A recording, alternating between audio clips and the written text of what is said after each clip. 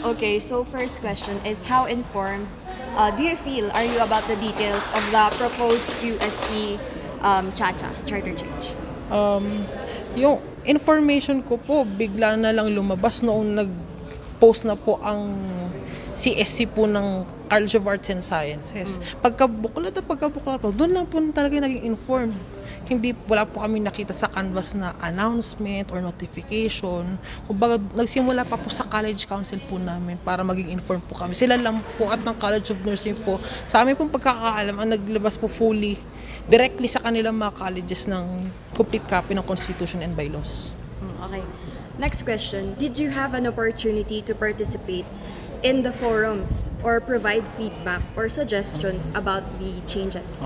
Napakalinaw po. Simula po nang nakita po natin yung mga katakatang probisyon at mas lalo na po yung kakulangan sa mas malawak na consultations po ng ating USC sa mga estudyante po natin.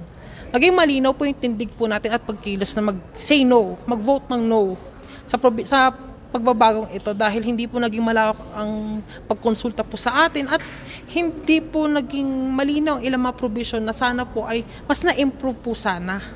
Hindi po ito adversarial lang po o pang-aaway lang po, kundi alam po natin na we can do better, we can make it better at kaya po natin na may sama-samang pamumuno po sa ating USC. Okay. So, how well do you think that the student leaders have addressed the issues of diversity, inclusion in proposing the new constitution? Malinaw na sa mismo mga estudyante as a whole, hindi naging malawak ang pagkonsulta. Hindi naging malawak ang pagkonsulta sa mga international students. Hindi naging malinaw at malawak ang pagkonsulta sa mga student assistants, sa mga athletes, sa mga CCP artists po natin. At mas lalo na po sa mga senior high school students po na wala po naging malinaw na directive ang integrated school kung talaga po bang fully hiwalay na po ba or at least man lang po merong coordinating body or mechanism po. Kaya hindi po nagkaroon ng diversity or inclusion na sapat sa pagkonsulta po at sa pagbuo po ng constitution na ito. Okay.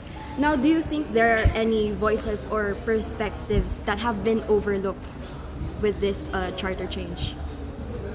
Tulad po na nasabi natin kanina, na-overlook po ng ating USC yung karamihan po ng ating mga estudyante dahil hindi po naging malawak ang consultation, hindi po naging malawak ang information, at hindi po naging mas malawak pa sa mga sektor tulad ng mga international students, student assistants, athletes and artists. Mas lalo na rin po ang mga working students na mas kailangan rin pong tutukan ng kanilang paghahanap buhay at kasabay ng kanilang pag-aaral.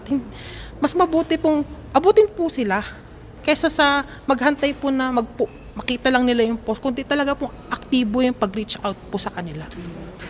Okay, now, what more could have been done to improve yung transparency and communication ng process na ito? Malinaw po ang solusyon dito.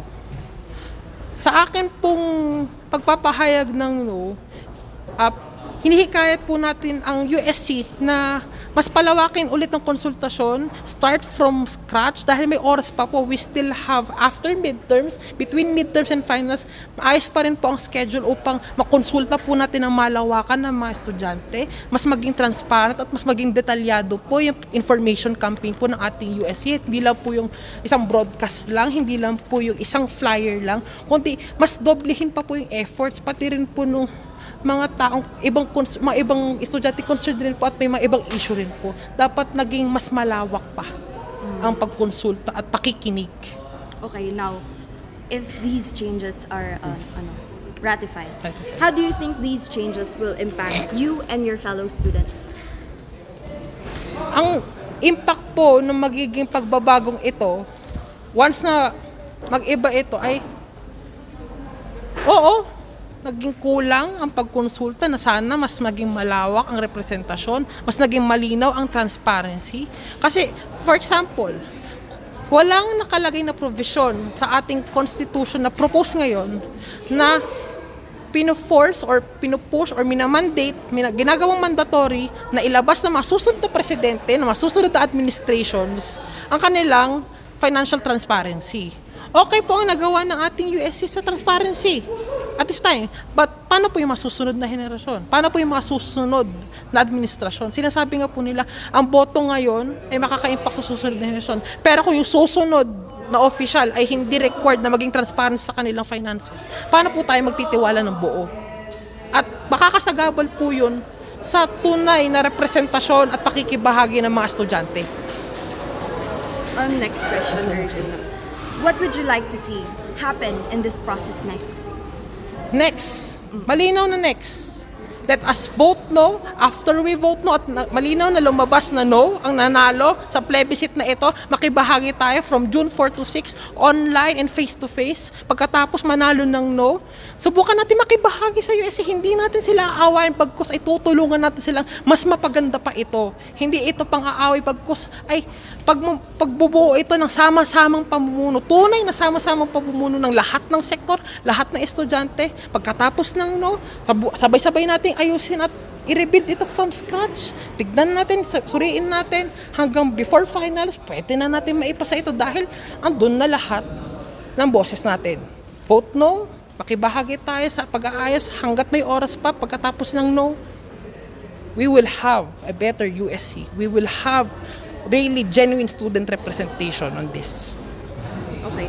So how has this experience of constitutional change affected your view on student leadership and governance in this institution? Sa institution na ito, malinaw na parehong ang ating mga publications ay hindi nabibigyan ng enough engagement ng ating mga estudyante. Ang ating student council, kung titignan natin ang participation on ground and online, kahit yung ginagawa nila ngayon sa constitutional change, mababa pa rin. Ang ating panonood sa mga BBEAL events, kailangan palakasin pa natin. Malinaw na malinaw sa prosesong ito na namulat ako at namulat tayo na kailangan natin magkaisa, magtulong-tulong. Unahin talaga ang kapakanan at boses ng estudyante at sabay-sabay nating isulong yung talagang para sa atin. At maraming kulang, pero kaya nating baguhin dahil interest rin natin to at kailangan maintindihan rin ng mga leader estudyante ng ating mga institutional organizations na to reach them where they are. Dahil iba sa kanila working students, iba sa kanila mas uunahin pang makagraduate para sa kanilang mga pamilya. Dahil mas uunahin nila yon, paano tayo mag-a-adapt, paano tutugon ang USC, paano tutugon ang ating mga publication, Conter, Advocate, Alternative, paano tutugon ang iba pa natin mga institusyon sa universidad at ang mga organizations sa universidad to reach them where they are, to engage them where they are, and to be relational where they are in order for us to have shared power. Tanong na yon pareho sa atin, mga estudyante, at sa mga lider estudyante. Tanong at hamon sa atin yon kung paano tayo magpapang-abot, magsasama-sama, magtutulong-tulong, at mamumuno ng sabay.